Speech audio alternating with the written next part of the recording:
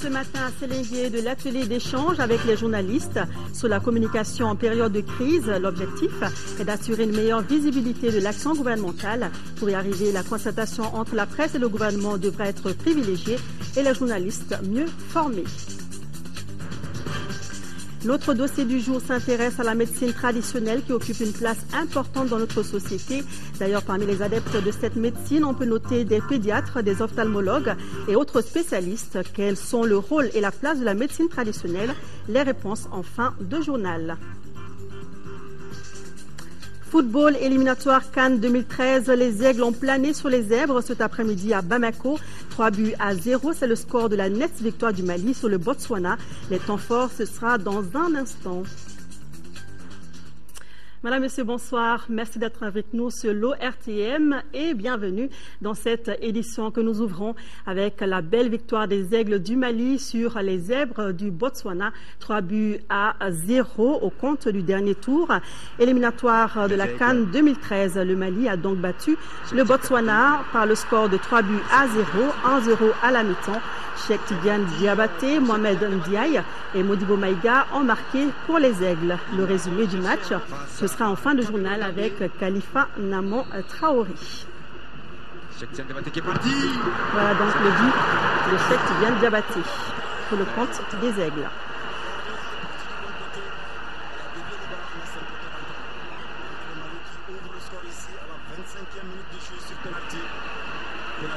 Transformé par Cheikh Tidiane Diabaté.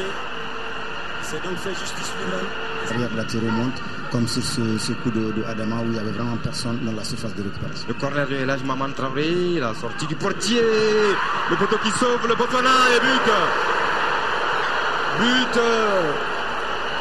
Deuxième but des Aigles du Mali qui va se retourner. Je crois que Seyni Diawara était bien placé ici. Le centre est parti et c'est fait. Troisième but. Modibo Maïga. Seyni Diawara, centre impeccable pour Modibo Maïga. Victoire donc du Mali sur le Botswana, 3-0.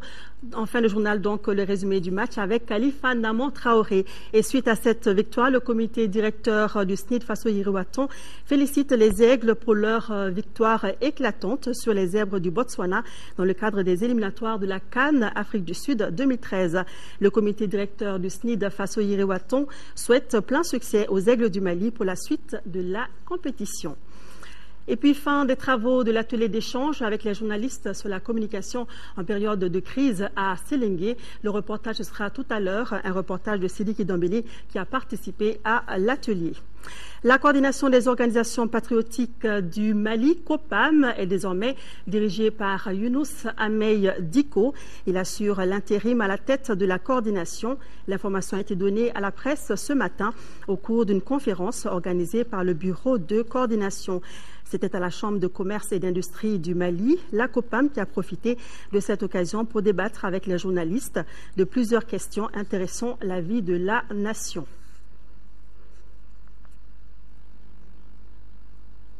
Et suite à cette conférence de la COPAM, une déclaration du Rassemblement populaire pour la défense de la patrie, membre de la COPAM, le RPDP est et demeure membre de la coordination des associations patriotiques du Mali, COPAM, originelle, engagée dans le processus du changement avec toutes les forces vives de la nation.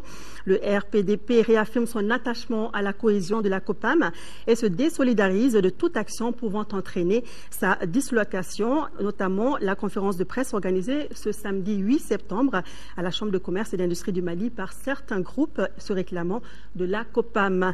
Le RPDP dénonce avec la dernière rigueur toute tentative de déstabilisation des instances dirigeantes de la COPAM.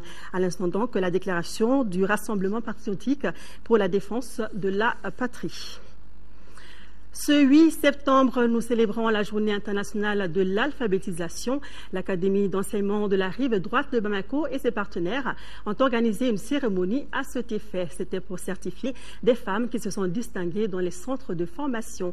L'occasion a été mise à profit pour faire le bilan des activités qui sont jugées satisfaisantes, même s'il reste encore beaucoup à faire. Reportage de Tiemoko Konati. L'événement, au-delà de son caractère festif, a permis de jeter un regard rétrospectif sur les efforts consentis par les autorités du pays et les partenaires au développement en matière d'alphabétisation. Pour les organisateurs, des avancées significatives sont enregistrées. Sur le district de Bamako, on peut dire qu'au moins sur les 1200 femmes que nous avons alphabétisées, la moitié au moins écrit et fait ses prévisions d'achat, de vente, de commerce en Bamanankan. Elles savent aussi faire les calculs pour savoir s'il y a des bénéfices ou s'il y a des pertes. Cependant, l'arbre ne doit pas cacher la forêt.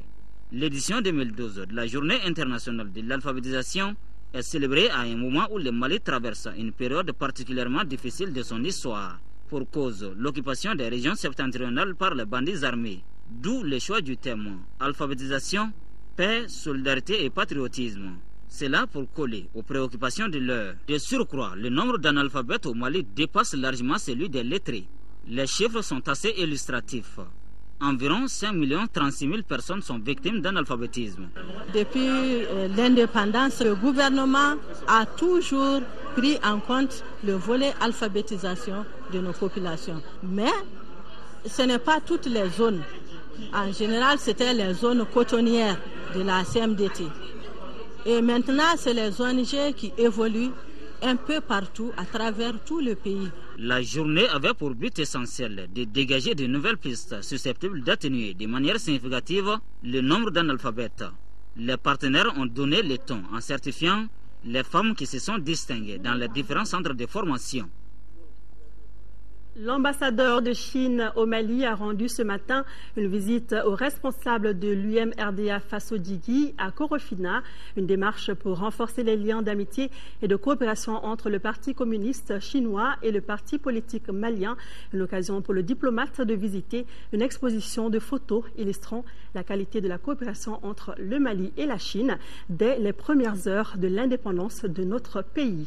La visite a été suivie par Daouda Sidiki Diarra. La visite du diplomate chinois au siège de l'UMRDA Faso-Djigui traduit la traditionnelle amitié tissée depuis les premières heures de l'indépendance du Mali par Mao Zedong et Modibo Keïta, dirigeants des deux pays à l'époque. Pour le vieux parti, cette cérémonie est un devoir de mémoire. À l'accession de notre pays à l'indépendance, nos deux pays, à travers différents échanges, ont mis en place une coopération efficace et durable. L'accompagnement constant et discret de la Chine a permis de poser les jalons de notre tissu industriel et de réaliser différents projets pour éviter de plonger le Mali dans le chaos programmé par l'ex-puissance coloniale. Votre pays a réalisé des bonds spectaculaires dans tous les domaines et est devenu aujourd'hui plus que jamais un interlocuteur incontournable dans le concert des nations. À travers une exposition de photos retraçant les liens d'amitié et de fraternité entre le Mali et la Chine, l'ambassadeur Chao Zhangmin s'est fait une idée de la qualité de la coopération chino-malienne de l'époque. Dans les années 60, nous avons noué les relations diplomatiques. Jusqu'à maintenant, cette relation qui existe si heureusement est très bénéficiaire de nos deux peuples dans cette période difficile pour le Mali. Je dis encore une fois, on va accompagner le Mali. Le président Bokar Moussa Diarra espère que cette visite sera un prélude au raffermissement des liens d'amitié entre le Parti communiste chinois et l'UMRDA Faso-Djigui dans le but de promouvoir un partenariat sincère et durable. Le groupe de suivi budgétaire vient d'organiser une conférence de presse pour faire part de l'impact de la crise politique et économique sur les recettes et les dépenses de l'État. Pour atténuer les effets de la crise, le groupe recommande au gouvernement d'opérer des arbitrages sur certains postes budgétaires pour dégager des économies qui seront affectées aux secteurs sociaux. Le compte-rendu de Adama Djimdi. La crise politico-économique et sécuritaire que vit notre pays affecte négativement le budget 2012. Le groupe de suivi budgétaire, membre de la société civile, lance le débat et partage avec les médias son analyse sur la question. Au niveau des recettes, on a constaté une baisse de 28%, soit une baisse de 312 milliards 400 millions pour l'année 2012. Et cette réduction se présente comme suit: 160,6 milliards de réduction sur les dons et 151,9 milliards sur les recettes internes. Je veux dire ici les impôts, les douanes. Le rapport d'exécution de la loi des finances au 30 juin 2012 donne une situation catastrophique. Sur une prévision de 1080 milliards de recettes, on est seulement à 441 milliards, soit un taux d'exécution de 40,84%. Devant un tel tableau sombre, le groupe de suivi budgétaire recommande au gouvernement de trouver des financements innovants pour contourner les problèmes créés par la suspension des appuis de certains bailleurs de fonds. En première région, le ministre de l'Action humanitaire, de la solidarité et des personnes âgées a rendu hier vendredi une visite aux sinistrés des inondations du 21 août dernier à Caille. Sur place, le docteur Mamadou Sidibé a remis des vivres et des vêtements d'une valeur de 13 millions de francs CFA. Au RTM Caille, le reportage de Idrissa Goulou Sissoko. Soulager la souffrance des victimes des inondations du 21 août dernier, tel est l'objectif de la visite du ministre de l'Action humanitaire, de la solidarité et des personnes âgées, Dr Mamadou Sidibé, dans la région de Caille. Ainsi, il a remis aux familles sinistrées 30 tonnes de riz, 100 kg de dattes, 120 kg de lentilles et 10 sacs de vêtements, le tout pour 13 millions de francs CFA. Le ministre a déploré l'installation des familles dans les zones naturellement inondables. Pendant mon enfance ici au Kasso, tous les mercredis, nous avons le curage des caniveaux. Et l'eau coulait parce que le jeudi matin, le service d'hygiène passait. Et le chef de famille, pour lequel il était constaté que les caniveaux n'étaient pas curés, c'était une lourde responsabilité pour les enfants que nous étions. Il faudrait que nous prenions conscience que c'est nous-mêmes qui nous mettons en danger. Et faisons en sorte que ces habitudes-là, qui ont fait leurs preuves, puissent revenir. L'adjoint au maire de la commune urbaine de Caille, Issa Kanouté, et le gouverneur de région ont remercié les autorités nationales pour cette assistance. Auparavant, le ministre de l'Action humanitaire, de la solidarité et des personnes âgées avait visité les écoles où sont logées les familles sinistrées. Il s'est rendu à l'école Abdraman Gueye de Kaindi, au groupe scolaire de Kaindi 3, toujours inondé, et à l'école de Diabou Kasso. Retour à Bamako, je vous l'annonçais en début de journal, les travaux de l'atelier d'échange avec les journalistes sur la communication en période de crise ont pris fin à Séléngué. Les journalistes de la presse publique et privée bénéficiaires de cette formation ont formulé d'importantes recommandations pour une meilleure visibilité de l'action gouvernementale. On peut retenir la mise en place d'un cadre de concertation presse et gouvernement et de la formation des journalistes. Le reportage de Sidiki Dambélé qui a participé à l'atelier. À Séléngué, les journalistes et patrons de presse n'ont pas mâché leurs mots. Le gouvernement communique mal et certains confrères ne cherchent pas loin assez souvent. Et pour changer la donne, ils ont formulé des recommandations. La formation des journalistes en couverture de conflits, l'association de la presse privée au voyage officiel, la mise en place d'un cadre de concertation presse malienne et gouvernement en sont les principales. Mais que de débats houleux, que d'interrogations avant de parvenir à ces résolutions qui seront soumises au gouvernement. Et justement, des membres du gouvernement, conscients du rôle de la presse dans la réussite de leur mission, ont fait le déplacement de Séléngué pour affronter ce qu'ils ne manquent pas de tirer à boulet rouge sur eux. Commentaire des ministres, la presse nous donne souvent des sueurs froides. Séquence des questions-réponses. Le Premier ministre est assez rassurant quand il parle des finances, de mobilisation, mais est-ce que vous pensez que jusqu'à quand vous pouvez par exemple payer les salaires, puisqu'on sait déjà qu'il n'y aura pas d'investissement? Il n'y a aucune inquiétude. S'il plaît à Dieu, le fonctionnement de l'État, en tout cas, on va l'assurer. Est-ce que le gouvernement est en train de prendre comme disposition par rapport aux Dawa, dont on sait qu'ils sont à l'origine, bien entendu, de ce qui est arrivé au nord? Un ministre, un dirigeant, c'est pour prendre des décisions difficiles. Tant que vous ne voulez pas ou vous refusez de prendre les décisions difficiles, nous ne sortirons jamais de cette situation de pagaille. Est-ce que vous avez fait une enquête concernant la disparition de ces personnes qui, selon d'autres sources, seraient dans une fosse commune? Il faut le dire. Nous allons nous faire le devoir de faire des enquêtes. Alors maintenant, pour quand même ne pas se situer, la position. Ils ont juste fait un rapport dans lequel ils disent qu'il irait bien que les petites personnes sont disparues. Mais ils n'ont pas pu donner des noms et des précisions. Par rapport à l'opérationnalisation de la reconquête du Nord, qu'est-ce qui se passe exactement? Quand est-ce qu'on va bouger? Les forces armées et les sécurités quand même sont en train, n'est-ce pas, de se réorganiser, de se rééquiper, n'est-ce pas, de remettre le moral du personnel, des forces, n'est-ce pas, pour les sécurités. Bon, vous savez bien qu'il y a quand même des armes qui sont commandées. Alors, pour nous permettre de nous préparer et d'enclencher l'offensive. Bon, pour l'agriculture, vous dites Koulalkeni, il ne faut pas qu'on te dise aussi comme Sacré Sédou, Yaranga des criquets, hein. Tu nous rassures que ça ne vient pas. Hein? Or, vraiment, au nord, moi j'ai lu certaines dépêches où c'est inquiétant. Bon, vous avez les militaires au front. Est-ce qu'il y a aussi, vous avez créé aussi un front anti-acrilier à partir de Douanza ou de Sévaré? Nous avons fait le point de la situation. Donc, il y avait la FAO qui nous appuie dans ce domaine. Et sur un peu plus de 300 millions promis par la FAO, donc il n'y avait qu'un peu plus de 100 millions qui étaient disponibles. Donc, et qu'encore, tout le dispositif qui était au nord a été saccagé ou détruit donc, lors de la rébellion.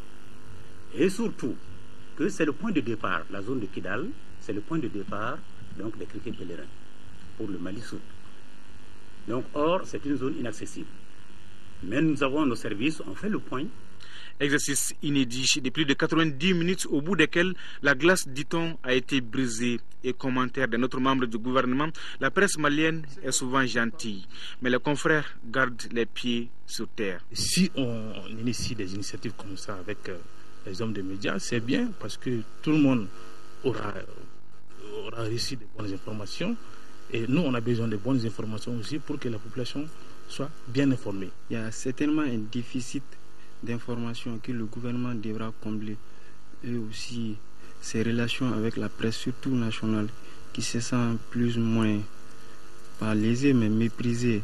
Mais je pense qu'avec des échanges pareils, ça peut combler à ces déficits de communication. Selengej a été l'occasion de l'introspection, de la remise en cause et du gouvernement et des patrons de presse. Tous sont convaincus qu'ils sont appelés à être non pas des amis, mais des partenaires au service du développement et de la démocratie malienne. Nous quittons Selengej pour la Côte d'Ivoire où les militaires arrêtés dans le cadre des crimes post-électoraux vont être jugés. Les audiences débuteront le 18 septembre prochain. Environ une soixantaine de militaires pro-Gbagbo sont concernés. Parmi eux, on ne peut noter l'ancien commandant de la garde républicaine, le général Dogbo Blé. À Abidjan, 6 nouveaux juges militaires viennent d'être installés à cet effet. C'est une séance du tribunal militaire particulièrement suivie. La presse a été conviée vendredi à la prestation de serment de 6 généraux et d'un magistrat. Ces hommes seront chargés de juger une soixantaine de militaires accusés de crimes commis lors de la crise qui suivit les élections de fin 2010. Une seule certitude, les procès débutent le 18 septembre. Je le jure. Approximativement, on peut vous dire que jusqu'en décembre, au moins la moitié. Sur les 7 dossiers, la moitié peut être prête jusqu'en décembre. Mais je ne peux pas vous dire exactement quelle date. Le lieu de tous les procès restera secret jusqu'au dernier moment, pour des raisons de sécurité. Le premier à comparaître sera le général Dogbo Blé, l'ancien chef de la garde républicaine. Ce pilier de l'appareil sécuritaire de Laurent Gbagbo est poursuivi pour meurtre, mais aussi détournement de fonds et recrutement de miliciens. Direction le Cameroun, où les gauchers ne veulent plus faire l'objet de préjugés. En effet, plusieurs idées reçues les considèrent comme des personnes anormales. Ils sont pourtant très souvent victimes de bastonnades, entre autres punitions, durant leur enfance. Pourtant, les gauchers sont tout à fait normaux. Ils sont loin d'être stupides. En témoignent de nombreuses personnalités gauchères, parmi lesquelles on peut citer le président américain Barack Obama. Angèle Youmbi est couturière à Douala. Elle est gauchère et cela ne lui a jamais posé de problème pour couper ou coudre. Pourtant, Angèle a été fortement contrainte dans l'enfance à utiliser sa main droite. Aujourd'hui encore, être gaucher n'est pas toujours bien vu au Cameroun.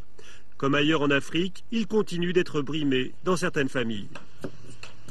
À l'âge de 2 ans, j'écrivais déjà avec la main gauche. Quand le papa a donc vu, il a dit non, ça ne peut pas se faire passer chez lui. Il m'a donc tapé, écrit avec la main droite, écrit. À force de me taper, j'ai fini par laisser. J'écrivais avec la main droite. Mais je fais tout avec la main gauche. Alors que 13% de la population mondiale est gauchère et s'en porte plutôt bien, certains parents, surtout dans les campagnes, continuent de contrarier les enfants comme si c'était un handicap ou une maladie.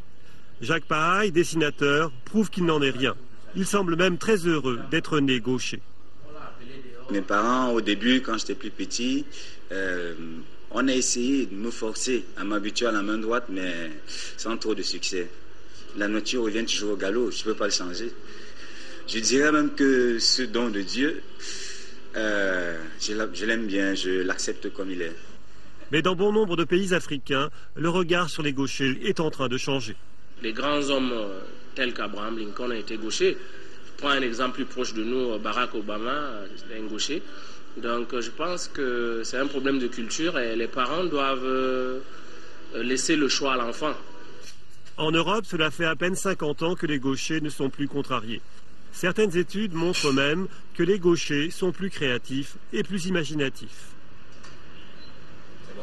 Et notez que c'est le 13 août que se célèbre la journée mondiale des gauchers et on dénombre à ce jour près d'1 milliard de gauchers dans le monde. Retour à l'actualité nationale avec tout d'abord ce communiqué. Le ministre de l'administration territoriale de la décentralisation porte à la connaissance des candidats au pèlerinage au lieu saint de l'islam que les inscriptions des pèlerins de la filière gouvernementale se poursuivent à la maison du Hadj jusqu'au vendredi 14 septembre 2012. Le ministre compte sur la bonne compréhension de tout ça. 2 équipes de chercheurs maliens viennent de présenter leurs études au ministère en charge de l'éducation. C'était ce matin. Ces études, initiées par le réseau ouest et centrafricain de recherche en éducation ROCARE, font ressortir les problèmes de l'enseignement supérieur malien face aux mutations actuelles. Le reportage est de Abdraman Maïga. Cette présentation concerne 2 thèmes relatifs aux défis actuels de l'enseignement supérieur en Afrique. Il s'agit de la production scientifique et sa diffusion, le système licence master doctorat, quelle appropriation des protagonistes bénéficiaires. Ces différents thèmes ont été traités par 8 chercheurs juniors répartis entre 2 équipes de travail. Par cette cérémonie, le réseau ouest et centrafricain de recherche en éducation offre aux récipiendaires la petite subvention 2011 du réseau un espace de dialogue et de concertation autour des résultats obtenus à travers les enquêtes de terrain. Ce cadre de dialogue permet aux acteurs du monde scolaire de prendre connaissance du contenu de ces différents rapports, de les enrichir et de les amender aux besoins. Pour les professeurs d'enseignement supérieur surtout, publish or perish.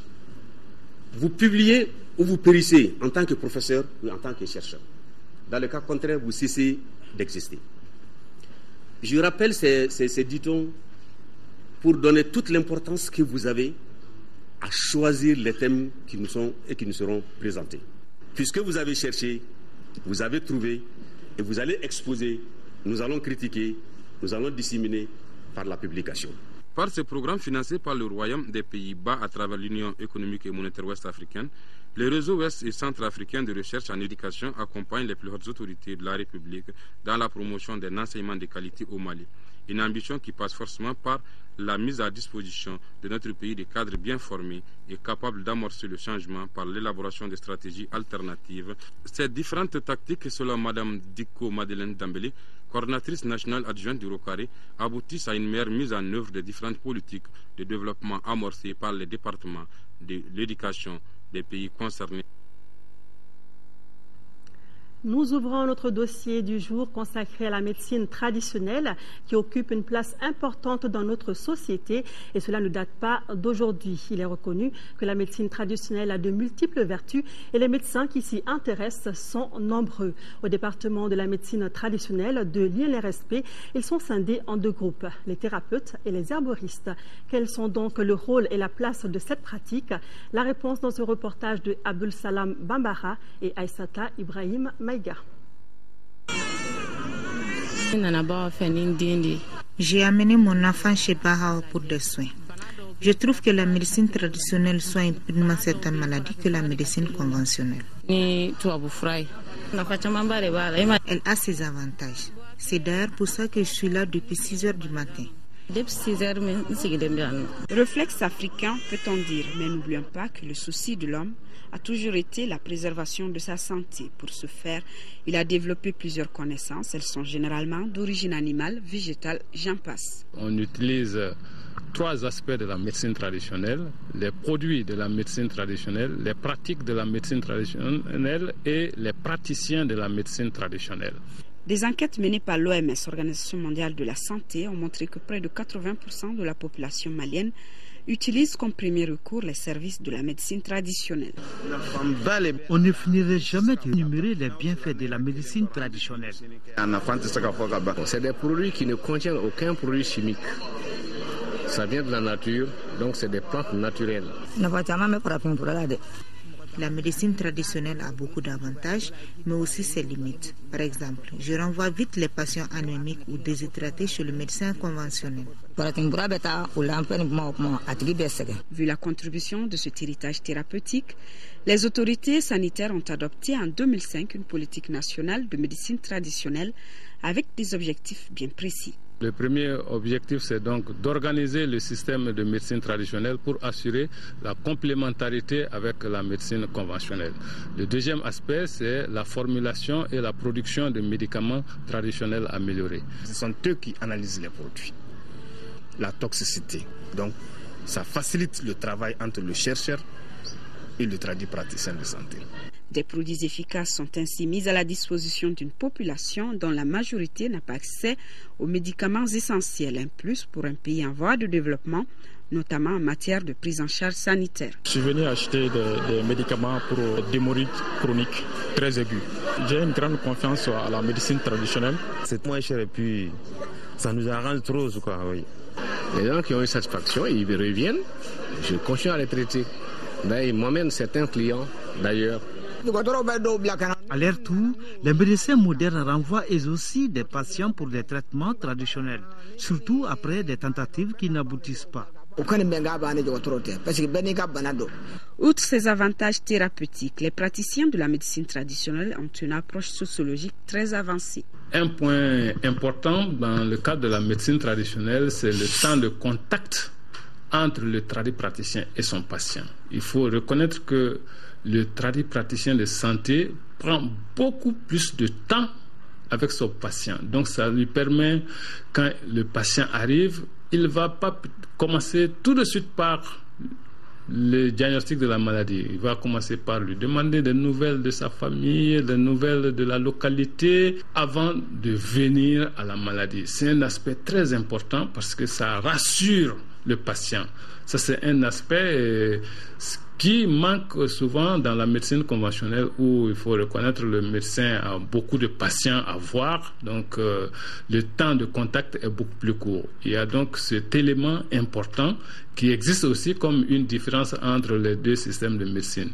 Il est donc important qu'au niveau de l'accueil des malades, que cette leçon soit vraiment apprise avec les praticiens de santé. Même si cette pratique prouve que la nature, depuis la nuit des temps, a été aux soins des hommes, le chiffre un seul tradithérapeute pour 500 habitants ne semble pas refléter la réalité pour un pays comme le nôtre, qui a une longue histoire dans le domaine.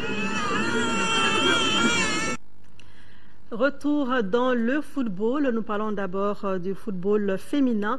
L'AS Mandé de la commune 4 et l'AS Real de Bamako disputeront la finale de la 2e édition de la Coupe du Mali Dames demain dimanche au stade Omnisport Modibo Keïta. Mais avant cette grande finale, notre reporter Assa Soumaré est allé à la rencontre des deux équipes sur leur terrain d'entraînement. Son reportage. La finale de la 2e édition de la Coupe du Mali de football féminin devrait donner droit à de belles empoignades. L'affiche, c'est le classique AS Mandé de la commune 4, AS Real de Bamako. Ces deux équipes sont bien décidées à enlever d'abord le trophée de Dame Coupe du Mali. Nous allons bien aborder ce match et on ne va pas aborder ce match la paire au ventre. Parce que nous, on sait que la balle est dans notre camp maintenant. Nous allons tout mettre en œuvre pour atteindre notre objectif. Parce que cette finale, c'est capital pour nous. Et on a raté les championnats. Nous allons tout faire pour honorer notre statut de leader. Et pour honorer notre statut de leader, c'est quoi? C'est de rapporter la Coupe du Mali. Et nous allons le faire, Inch'Allah. On sait que l'AS Mandé, c'est une équipe ancienne dans l'histoire du football malien. Nous sommes nous sommes prêts. Nous sommes prêts et nous sommes engagés. Il y a la solidarité entre eux. Il y a la compréhension, tout le monde est engagé, tout le monde veut cette coupe-là. Les supporters de l'AS Real, ce sont les enfants, venez les soutenir, venez les supporter, venez les encourager pour qu'ils puissent aller très loin. Inch'Allah aussi, on a la coupe. Dieu merci, on a la coupe. Avant leur séance d'entraînement, les filles du Mandé ont reçu de la part du maire de la commune 4 10 paires de crampons plus la somme de 500 000 francs CFA. Ensuite, il les a exhortés à plus de travail et surtout de fair play. On sait que l'équipe de l'AS Mandé est la meilleure équipe de notre pays. Donc aujourd'hui, nous sommes vraiment là pour matérialiser le soutien de la mairie, la présence de la mairie à travers l'équipe de Mandé Filles, pour soutenir aussi la pratique du sport par les filles dans notre commune. Nous allons prendre les dispositions nécessaires pour que la commune puisse se déplacer en masse, aller supporter nos filles et fêter avec elles la victoire qui, Inch'Allah, sera au bout. Le souhait que nous pouvons formuler pour cette finale est que l'esprit sportif règne tout au long de la rencontre et que l'enjeu ne tue pas le jeu. Rendez-vous ce dimanche au stade Omnisport Modibo Keïta pour la finale de la Coupe du Mali à partir de 16h. Bonne chance aux deux équipes. Revenons sur cette belle victoire des Aigles du Mali sur les Zèbres du Botswana par le score de 3-0. C'était cet après-midi en match aller du dernier tour éliminatoire CAN 2013. Le résumé du match, c'est tout de suite avec Khalifa Namon Traoré. Réussir un premier match à domicile après la troisième place de la Coupe d'Afrique des Nations 2012 et surtout c'est faire une bonne marge de sécurité en vue du match retour. Ce sont là, entre autres ambitions des Aigles du Mali dans ce premier round de la double confrontation face au Botswana. Un pari gagné car Seydou Keïta et ses partenaires ont su maintenir le rythme de la précédente CAN en proposant du jeu et marquant 3 buts à une formation des Zèbres attentistes dans son camp. Suite à une bonne offensive enclenchée par Mahamadou Diarra Djila, avec comme appui El Hadj Mohamed Traoré, Cheikh Tidiane Diabaté obtient un pénalty. L'attaquant des Aigles se rend justice. L'entente Djila s'est doublée aurait pu permettre au second de doubler la mise, ou même le puissant tir de Modibo Maïga qui frôle la transversale. Patrice Carteron, qui honore son premier match à la tête d'une sélection, a certainement eu le mot juste dans les vestiaires pour galvaniser ses joueurs à allier beau jeu et efficacité. 7 minutes seulement après la reprise, Mahmoud Ndiaye marque le deuxième but. Le défenseur central réussit là son second but avec l'équipe nationale après celui contre l'Algérie. Modibo Maïga sur un service de Foussini Diawara, mais le 3-0. Les Aigles pourraient bien gagner par un score beaucoup plus lourd si Cheikh Tidiane Diabaté ou Sambasso avaient été à droite. Ce score de 3-0 peut bien permettre aux Aigles de bien voyager dans un mois à Gaborone. D'ici là, beaucoup de joueurs qui auront eu le temps de jeu conséquent et les quelques absents d'aujourd'hui apporteront de la qualité à l'équipe afin d'obtenir la qualification à la Coupe d'Afrique des Nations 2013 en Afrique du Sud. Bravo aux Aigles, nous leur souhaitons bonne chance pour la suite. C'est donc tout pour cette édition. Merci de l'avoir suivi. Demain, pour les informations à 13h, retrouvez Amara Malé Diallo. Je vous retrouve à 20h. N'oubliez pas d'avoir une pensée pour nos populations des régions du Nord vivant sous occupation. Soyons de cœur et d'action avec elles. Ne les oublions pas. Merci et bonne suite de programme à tous.